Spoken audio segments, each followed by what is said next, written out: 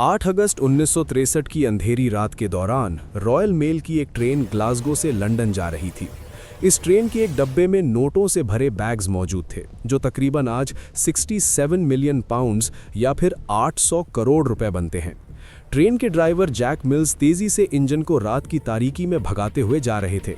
तभी अचानक एक क्रॉसिंग पर सिग्नल की लाल रोशनी चमक उठी। ड्राइवर के लिए ये एक एबनॉर्मल बात थी, क्योंकि इस वक्त और इस जगह सिग्नल का लाल होना कोई मायने में ही रख रहा था। खैर, ड्राइवर जैक मिल्स ने फौरन ब्रेक लगाई और ट्रेन को सुनसान रास्ते में ही रोक दिया। थोड़ी देर के लिए हर तरफ खामोशी छा गई, लेकिन इसी खामोशी के पीछे छुपा था एक ऐसा मास्टर प्लान जो सदी की सबसे बड़ी रॉबरी को अंजाम देने वाला था, द ग्रेट ट्रेन रॉबरी, जिसमें ट्रेन को ही चुरा लिया गया। डीप एक्स टीवी की वीडियोस में एक बार फिर से खुशामदीद। नाजरीन, ये बात किसी फिल्म की कहानी लगती है, लेकिन रियल लाइफ में भी डाकुओं ने सस्पेंस से भरी प्लानिंग की और ब्रिटेन की सरकारी ट्रेन से लाखों पाउंड्स लूट लिए, और वो भी बगैर एक भी गोली चलाए।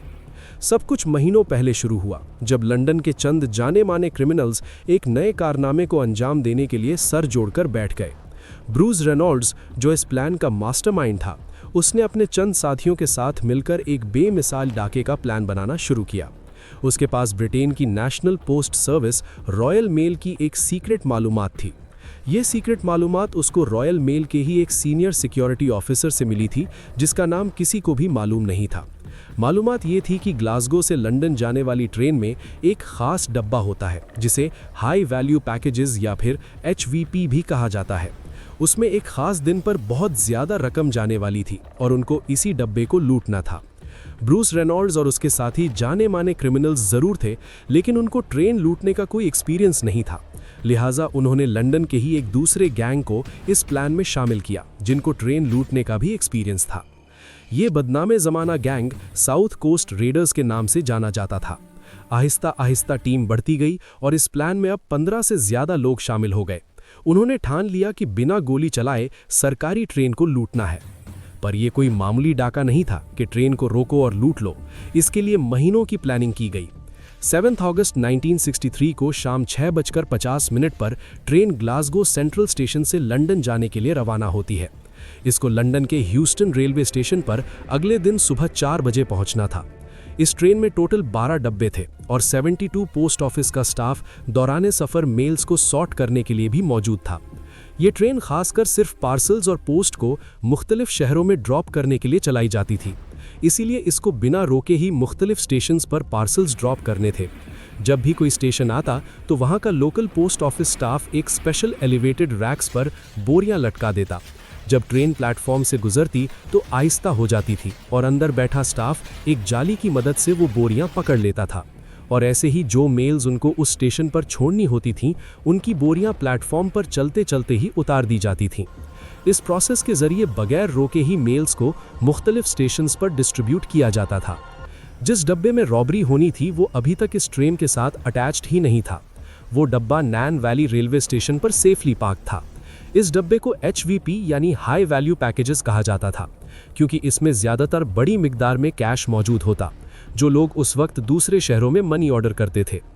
1960s में, यानी इस वाक़ये से 3 साल पहले, post office investigation branch IB ने HVP डब्बों की सिक्योरिटी को बढ़ाने के लिए इसमें सिक्योरिटी अलार्म सिस्टम लगवाने की हिदायत दी थी, और 1961 में 3 HVP डब्बों में ये सिक्योरिटी अलार्म सिस्टम लगवा लिए गए, और जो पुराने डब्बे थे जिन पर सिक्योरिटी अलार्म नहीं था, उनको रिजर्व में ही रख दिया गया। लेकिन डाके वाला दिन सबसे अहम था। उस दिन सिक्योरिटी अलार्म वाले HVP डब्बे आउट ऑफ सर्विस थे, लिहाजा एक रिजर्व डब्बा M3024M को इस्तेमाल किया जाना था, जिसमें कोई सिक्योरिटी सिस्टम भी नहीं था। ये एक बहुत बड़ी टिप थी जो डाकुओं को रॉयल मेल के इनसाइडर से मिली थी। जब ग्लासगो से निकली ट्रेन नैन वैली रेलवे स्टेशन पहुंची तो रेलवे स्टाफ ने HVP डब्बे को इंजन के बाद दूसरे नंबर पर कनेक्ट कर दिया। ये डाकुओं को मिलने वाली पहली टिप थी, लेकिन दूसरी टिप इससे भी ज़्यादा इंपॉर्टेंट थी। नॉर्मली HVP डब्बों में 3 लाख पाउंड्स के करीब पैसे होते थे, लेकिन क्योंकि पिछला हफ्ता बैंक हॉलिडे वीकेंड था, इसीलिए डाके वाले दिन इसमें 3 मिलियन पाउंड्स के करीब कैश मौजूद था। और ये थी टिप नंबर 2, यानी जो इत्तेफाक आज के दिन हुआ वो शायद सालों में एक बार होता होगा। 12 गुना ज्यादा पैसे भी जा रहे हैं और इत्तेफाक से सिक्योरिटी अलार्म वाला एचवीपी डब्बा भी खराब था। पर डाकुओं के लिए ये कोई इत्तेफाक नहीं था। वो लोग इसी दिन के लिए कई महीनों से प्लानिंग कर रहे थे। खैर, ट्रेन एचवीपी डब्बे समेत नैन वैली स्टेशन से रवाना हो गई। रात का वक्त हो चुका था और ट्रेन के ड्राइवर 58 साला जैक मिल्स तेजी से अपनी मंजिल की तरफ ट्रेन को लेकर जा रहे थे। वहां डाकुओं का टोला भी रेलवे ट्रैक के पास झाड़ियों में घात लगाए बैठा था। उनकी प्लानिंग बिल्कुल परफेक्ट थी। 8 अगस्त 1963 रात 3 बजे के करीब डाकुओं के एक ग्रुप मेंबर ने सीयर्स क्रॉसिंग के सिग्नल के साथ छेड़छाड़ शुरू कर दी। उसने ग्रीन लाइट को छुपाने के लिए उसके सामने एक ग्लव यानी दस्ताना फंसा दिया और रेड लाइट को चलाने के लिए एक बैटरी का इस्तेमाल किया और फिर सारे छुपकर ट्रेन का इंतजार करने लगे।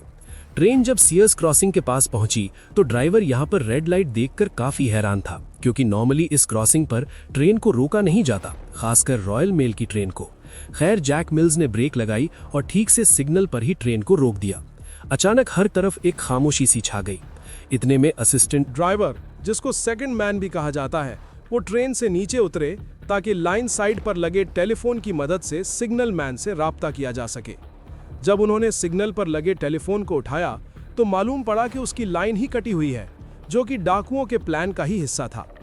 अभी सेकंड मैन वापस पलटकर इंजन की तरफ जाने ही वाला था कि झाड़ियों से डाकू निकले और उन्होंने उसको काबू कर लिया। कुछ डाकू इंजन की दोनों साइडों से ऊपर चढ़ गए और ड्राइवर को काबू करने की भी कोशिश की। जब जैक मिल्स ने मुजाहिमत की तो एक डाकू ने लोहे की रॉड उनके सर पर मारी और वो ड्राइविंग सीट पर ही बेहोश हो गए। डाकू पूरी प्लानिंग के साथ आए थे। जिस वक्त ऊपर इंजन में ये हंगामा हो रहा था, उसी वक्त कुछ टीम मेंबर्स ने इंजन के बाद पहले 2 डब्बों को बाकी ट्रेन से अलग कर दिया। उनका प्लान ट्रेन को ही यहां से दूर लेकर जाना था, पर आखिर कहां? सीयर्स क्रॉसिंग से करीब 1 किलोमीटर दूर ब्राइडेको ब्रिज था और वहीं पर डाकुओं की ट्रक मौजूद थी। वो अपने साथ एक रिटायर्ड रेलवे ड्राइवर को भी लाए थे, जिसका काम ट्रेन को ब्राइडेको ब्रिज तक लेकर जाना था।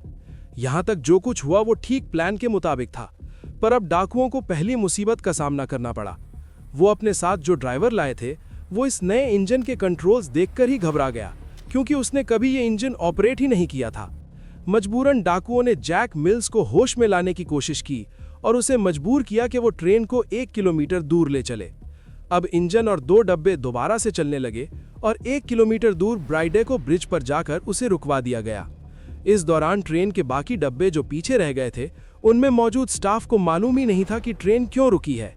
ब्राइडेको ब्रिज पहुंचकर डाकुओं ने एचवीपी डब्बे के दरवाजे को तोड़ा और अंदर घुसकर 5 स्टाफ मेंबर्स को ठीक ठाक चोटें पहुंचाईं और उन्हें मुंह के बल रस्सियों से बांधकर लेटा दिया और अपनी कार्रवाई शुरू कर दी। एचवीपी डब्बे में टोटल 128 बोरियां कैश से लथपथ भरी हुई थीं। ये 1 पाउंड, 5 पाउंड्स और 10 शिलिंग के नोट थे। इनका टोटल वजन करीब 2.5 टन के बराबर था। ट्रेन ब्रिज पर थी और नीचे रोड पर एक ट्रक खड़ी थी। डाकुओं के प्लान के हिसाब से उनके पास सिर्फ 15 मिनट का वक्त था, लिहाजा उन्होंने ह्यूमन चेन बनाई और एक एक करके 128 में से 120 बोरियां ट्रक में लोड कर दी। बाकी 8 बोरियां टाइम कम होने की वजह से छोड़ दी गईं। उनका प्लान बिल्कुल परफेक्टली काम कर चुका था, लेकिन आखिर में सिर्फ एक गलती हुई जो आगे चलकर उनको पकड़वाने में सबसे मुफीद साबित हुई। जाते जाते एक डाकू ने एचवीपी डब्बे में बंधे हुए स्टाफ को कहा कि 30 मिनट तक यहां से उठने की कोशिश भी मत करना, वरना जान चली जाएगी। डाकुओं के पास एक ऑस्टिन लोड स्टार ट्रक थी जिस पर सारा कैश लोड किया गया और 2 लैंड रोवर्स भी थीं जिन पर उन्होंने गवाहों को गुमराह करने के लिए एक ही नंबर लगा रखा था, BMG 757। वारदात के बाद वो सारे वहां से फरार हो गए। करीब 45 मिनट की ड्राइव के बाद रात के 4:30 बजे वो अपने हाइडआउट में पहुंच गए, जो वारदात की जगह से करीब 43 किलोमीटर दूर ओकली नामी गांव से करीब था। इस दौरान वो VHF रेडियो पर पुलिस की बातें भी सुन रहे थे, जिससे उनको काफी मदद मिल रही थी। ठीक उसी वक्त जब वो अपने हाइडआउट में पहुंचे, पुलिस को भी इस रॉबरी का इल्म हो गया, पर फिलहाल वो बहुत खुश थे। उन्होंने हाइडआउट पर आकर खूब मौज मस्ती की, यहाँ तक कि वहाँ मोनोपोली गेम भी खेली, और वो भी असली नोटों से। पर उनकी ये खुशी सिर्फ चंद मिनटों की मेहमान थी। थोड़ी ही देर बाद उन्हें रेडियो की मदद से पता चला कि पुलिस उनको 50 किलोमीटर के रेडियस में ढूंढ रही है। 50 किलोमीटर का आइडिया पुलिस को उस स्टाफ के बयान की वजह से हुआ जिससे डाकू आधे घंटे वाली बात बोलकर वहां से फरार हुए थे। तो पुलिस को अच्छी तरह आइडिया था कि आधे घंटे में वो 50 किलोमीटर के रेडियस में ही मौजूद होंगे। ये बात सुनकर डाकू एकदम घबरा गए। अब उनका इस हाइडआउट से निकलने का प्लान जो संडे को था वो उन्होंने फ्राइडे पर शिफ्ट कर लिया। थर्सडे वाला दिन उन्होंने सारे पैसे आपस में बांट लिए। लूटी गई रकम 2.5 मिलियन पाउंड्स के करीब थी। कुछ रिपोर्ट्स के मुताबिक हर एक के हिस्से में 1.5 लाख पाउंड्स आए, जो उस दौर में एक बहुत बड़ी रकम थी। यानी हर एक के हिस्से में आज के हिसाब से 3.9 मिलियन पाउंड्स आए थे। बाकी पैसे उन्होंने छोटे छोटे रोल्स करने वाले हेल्पर्स में बांट दिए। उन्होंने फ्राइडे से पहले हाइडआउट में हर एक चीज से अपनी फिंगरप्रिंट्स मिटाई और एक शख्स को ड्यूटी दी कि उनके जाने के बाद वो हाइडआउट को ही जला दे, ताकि पुलिस को कोई सबूत ही ना मिल सके। उसने पैसे तो ले लिए, लेकिन हाइडआउट जलाए बगैर ही फरार हो गया। इस दौरान पुलिस उन्हें पूरे बकिंघम शहर एरिया में ढूंढ रही थी। हेलीकॉप्टर्स शहर के ऊपर घूम रहे थे, जगह जगह पुलिस की गाड़ियां दौड़ रही थी और नेशनल मीडिया पर एक बवाल सा मचा था। पुलिस ने इन्फॉर्मेशन देने वाले शख्स को 10,000 पाउंड्स इनाम देने की भी अनाउंसमेंट की। इस पर हाइडआउट के पड़ोस में रहने वाला एक शख्स सामने आया और उसने पुलिस को इत्तला दी कि 8 अगस्त वाली सुबह यहाँ काफ़ी हलचल मची थी। शक की बिना पर पुलिस ने फौरन हाइडआउट पर छापा मारा। ये एक लेदर स्लेट फार्म हाउस था जो डाकुओं ने 3 महीने पहले ही किराए पर लिया था। वहाँ पुलिस को बहुत सारे सबूत मिले जो इस रॉबरी से जुड़े हुए थे, जैसा कि खाली बोरियां, मेल्स और एक ट्रक भी मिला जिस पर जल्दी जल्दी में येलो रंग किया गया था। डाकू यहाँ से अपनी फिंगरप्रिंट्स मिटा कर गए थे, लेकिन उस मोनोपरी पर कुछ फिंगरप्रिंट्स मौजूद थीं, जिसको उन्होंने असली पैसों के साथ खेला था। ये फिंगरप्रिंट्स इस केस में एक बड़ा ब्रेक थ्रू साबित हुई, क्योंकि उन सब का पहले से कोई ना कोई क्रिमिनल रिकॉर्ड मौजूद था।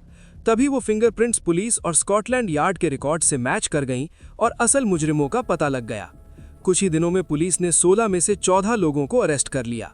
सिर्फ 2 लोग ही पुलिस से बच पाए, जिसमें एक रिप्लेसमेंट ट्रेन ड्राइवर था जिसका असल नाम किसी को भी पता नहीं था, और दूसरा रॉयल मेल का वो सीनियर सिक्योरिटी ऑफिसर जिसकी मुखबरी पर यह सारा प्लान बनाया गया था। आज तक उस ऑफिसर का किसी को भी इल्म नहीं है, क्योंकि ना उसने कभी अपना असल चेहरा दिखाया और ना ही अपना नाम बताया था। कोर्ट ने इस रॉबरी को सदी की सबसे बड़ी रॉबरी करार देकर इस गैंग के तकरीबन सभी लोगों को 30 साल की कैद सुनाई। इस रॉबरी के बाद ब्राइडेगो ब्रिज ट्रेन रॉबर्स ब्रिज के नाम से मशहूर हो गया और आज तक ये उसका नया इनफॉर्मल नाम है। जैक मिल्स, जो 58 इयर्स के ट्रेन ड्राइवर थे, सर पर चोट की वजह से दोबारा ये नौकरी नहीं कर पाए और 7 सालों के बाद ही सदमे की वजह से दुनिया छोड़कर चले गए। उम्मीद है डीकेक्स टीवी की ये वीडियो भी आप लोग भरपूर लाइक और शेयर करेंगे। आप लोगों के प्यार भरे कमेंट्स का बेहद शुक्रिया। मिलते हैं अगली शानदार वीडियो में।